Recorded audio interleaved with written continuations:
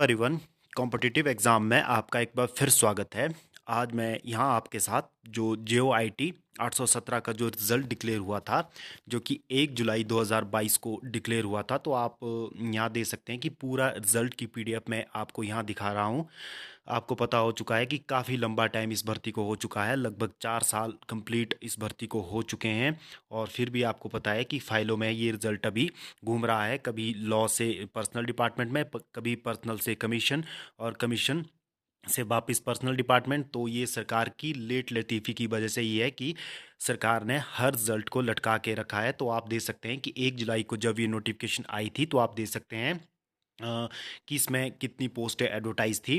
तो 1867 के करीब आप पोस्ट दे सकते हैं कि ये एडवर्टाइज थी, जिसपे कि जनरल की 700 पोस्ट थी और जनरल EWS की 261 और general ward of freedom fighter की 24 और OBC UR की 304 और OBC BPL की 62 और OBC ward of freedom fighter की 6 और SC UR की 353 और SC BPL की 54 और SC ward of freedom fighter की 13 और SC ward of ex serviceman की 1 थी और ST की 70 पोस्टें थी और BPL की 18 पोस्टें थी और ST ward of freedom fighter की 1 थी। तो आप देख सकते हैं कि जो ये 1867 पदें थी, लेकिन जो कॉरिजेंडम के बाद इसमें 2 पोस्टों को कम कर दिया गया था।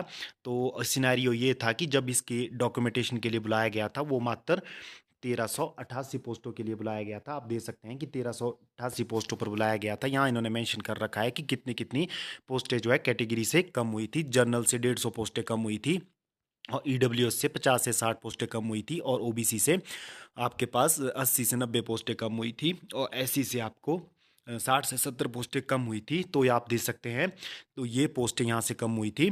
तो उसके बाद जब अब सिनेरियो आपको पता है कि कोर्ट में ये भर्ती गई, कोर्ट के बाद वहाँ सुप्रीम कोर्ट से डिसीजन आया, वो भी कैंडिडेट के फेवर में रहा कि पूरे 1867 पदों पर ये जो रिजल्ट है कंक्लूड किया जाए।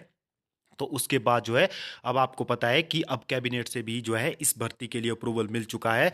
तो अब सरकार को चाहिए जल्दी से जल्दी जो है इस भर्ती का रिजल्ट निकाला जाए, लेकिन अभी ये आसार बहुत कम लग रहे हैं। आप देख पा रहे होंगे कि आजकल हिमाचल प्रदेश में कोड ऑफ कंडक्ट लग चुका है और जिस रीजन की वजह से आपको पता है कि सारी भर्तियां लटक चुकी हैं और यहाँ तक कि जो है सरकार का जो प्रोसेस रहता है, क्योंकि ये तो कैबिनेट से पास हो चुका था कोड ऑफ कंडक्ट से पहले, तो इसका जो प्रोसेस है सरकार को जल्दी से जल्दी कंटिन्यू करना चाहिए। आपको पता है कि लगभग 4 या 5 साल से लगभग कई ऐसे कैंडिडेट हैं जो इसका वेट कर रहे हैं और मैं ऐसे कई कैंडिडेट को भी जानता हूं जो ओवर एज हो चुके हैं, जिन्होंने 44 में यानी कि 44 साल में ये पेपर दिया था। आज उनकी एज जो है 48 या 49 हो चुकी है और कई कैंडिडेट ऐसे हैं 35 साल के, जब उन्होंने एग्ज़ाम दिया था वो 40 के हो चुके हैं। तो इन 4-5 सालों की भरपाई कौन करेगा? सरकार तो कोई भरपाई नहीं करेगी। तो सरकार को चाहिए कि जल्दी से जल्दी इसका रिजल्ट डिक्लेयर किया जाए और उन सभी कैंडिडेट को राहत दी जाए।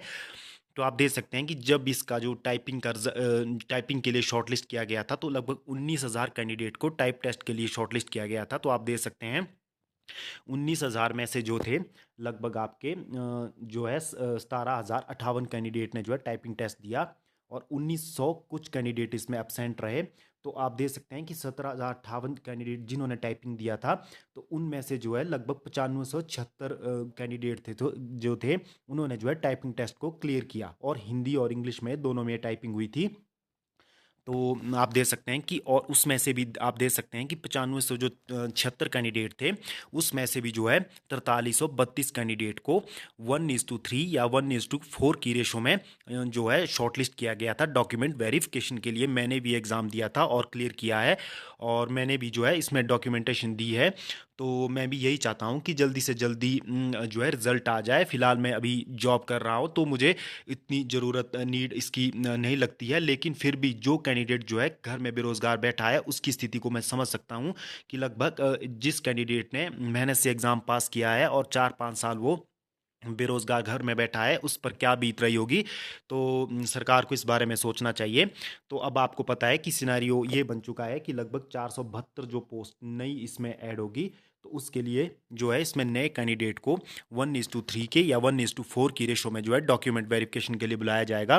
तो आप मान सकते हैं कि लगभग 1400 या 1500 के करीब जो कैंडिडेट नए इसमें जो है डॉक्यूमेंट वेरिफिकेशन के लिए जो है एज पर जो गवर्नमेंट रूल्स रहते हैं बुलाया जाएगा।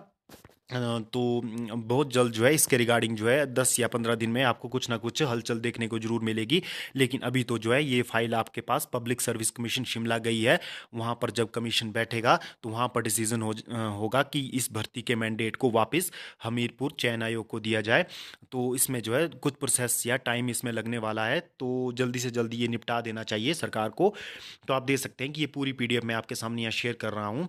इसमें जो है लगभग 19,000 कैंडिडेट का जो है रिजल्ट या की ये पीडीएफ रहने वाली है।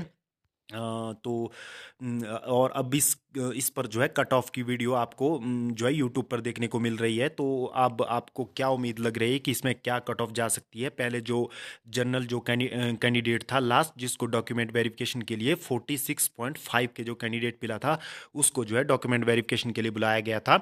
लेकिन आपको पता है कि अब जनरल में जब 150 पोस्टें और इसमें ऐड होगी तो लगभग आपके 450 या 500 के करीब कैंडिडेट को जो है डॉक्यूमेंट वेरिफिकेशन के लिए बुलाया जाएगा। तो आप इसमें फ़र्क समझ सकते हो कि 2 मार्क्स का या 2.5 मार्क्स का फ़र्क इसमें ज़रूर आपको देखने को मिलेगा। तो लगभग आप मान सकते हो कि 44 के आसपास या 43.5 वाला कैंडिडेट भी डीवी के लिए बुलाया जा सकता है। तो ये इसमें सिनेरियो आपको पता होगा कि 43 यदि इसमें डीवी के लिए बुलाया जाता है। और आपको पता होगा कि जनरल की कट ऑफ में जो है सबसे ज़्यादा वेरिएशन देखने को मिलता है। लगभग 5 से 6 मार्क्स का तो जरूर आपको वेरिएशन देखने को मिलेगा। अगर यदि आप इसमें 6 मार्क्स भी ऐड करते हो तो जो है 49 के आसपास जो है यह आंकड़ा बन रहा है। 49 या 48 समथिंग या इसके आसपास यदि किसी कैंडिडेट के मार्क्स बन रहे हैं डीवी के बाद, यहाँ पर मैं बता रहा हूँ, तो वो अपने आप को थोड़ा सा जो है सिलेक्शन के उस पे बॉर्डर लाइन पे समझ सकते हैं।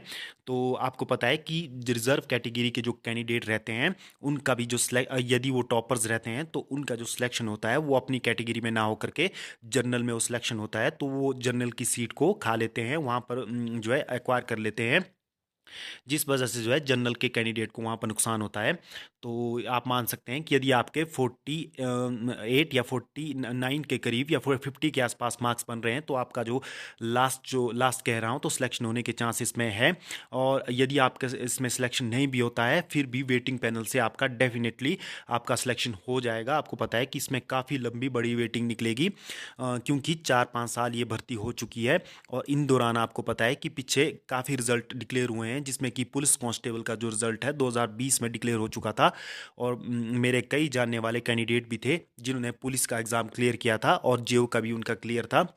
वो अब आपको पता है कि रेगुलर हो चुके होंगे और कॉन्ट्रैक्ट की भर्ती के लिए यहाँ पर नहीं आएंगे। और उसके अलावा जेओ अकाउंट्स और टीजीटी और लेक्चरर के भी कई रिजल्ट पिछले आ चुके हैं, वो कैंडिडेट भी यहाँ पर नहीं आएंगे। तो ये आप मान के चलिए, मैं आपको कह रहा हूँ कि इसमें काफ़ी लंबी अच्छी वेटिंग निकलेगी। आप हताश ना होएं, जिनके भी बॉर्डर के आसपास मार्क्स बन रहे हैं और जिन्होंने डॉक्यूमेंटेशन दी है और जिनके बॉर्डर पे मार्क्स हैं, तो वो ज़रूर उनका जो है सिलेक्शन जो है हो सकता है वेटिंग पैनल से।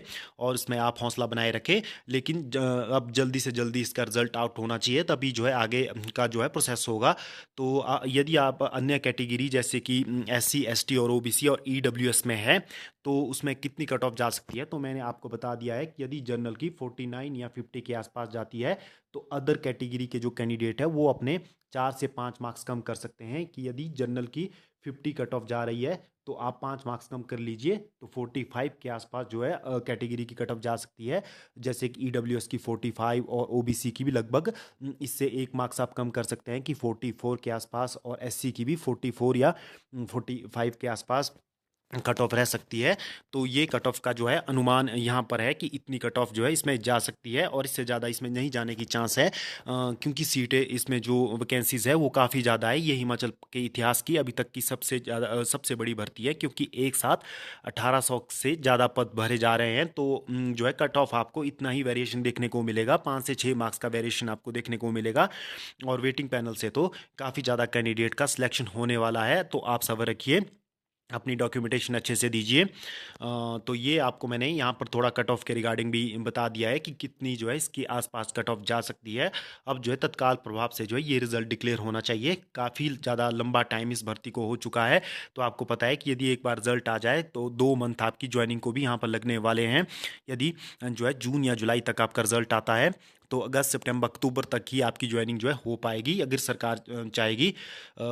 अब आपको पता है कि जो रेगुलर होने के लिए कट ऑफ डेट सरकार द्वारा रखी गई है वो मार्च रखी गई है। तो आपको पता है कि 6 मंथ आपके यहाँ भी सरकार वेस्ट करेगी। हाँ, तो आप देख सकते हैं कि 2 या 2.5 साल, आप 2.5 साल के बाद आप रेगुलर होंगे। तो सबसे पहले तो ये बात है कि रिज़ल्ट आ जाए तो ये सारी चीज़ें हो जाएंगी, तो जल्दी से जल्दी इसका रिज़ल्ट आउट होना चाहिए। तो आपका इस भर्ती के लिए क्या व्यूज़ है, आप हमें कमेंट बॉक्स में बताइए कि कितनी कट ऑफ जा सकती है। आप अपने व्यूज़ कमेंट बॉक्स में रखिए कि आपके कितने मार्क्स बन रहे हैं। और अपने जो है सही मार्क्स ही जो है कमेंट बॉक्स में बताएं, उससे जो है सही अंदाज़ा जो है लग जाता है। सभी कैंडिडेट अगर आप ज़्यादा मार्क्स बताते हैं तो कई ऐसे कैंडिडेट होते हैं जो है हताश हो जाते हैं, वो सोचते हैं कि हमारा सिलेक्शन नहीं होगा। लेकिन जिस भी कैंडिडेट का ये एग्ज़ाम क्लियर हुआ है वो अभी उम्मीद रख सकते हैं, क्योंकि उम्मीद पर ही जो है दुनिया कायम है। तो उम्मीद रखें, आपका भी भला होगा और तैयारी करते रहें। बहुत जल्द जो है ये रिज़ल्ट डिक्लेयर होगा। तो इसी के साथ आज इस वीडियो में बस इतना ही। यदि आज की वीडियो आपको अच्छी लगती हो तो आप इस वीडियो को हमारी लाइक कर सकते हो, शेयर कर सकते हो।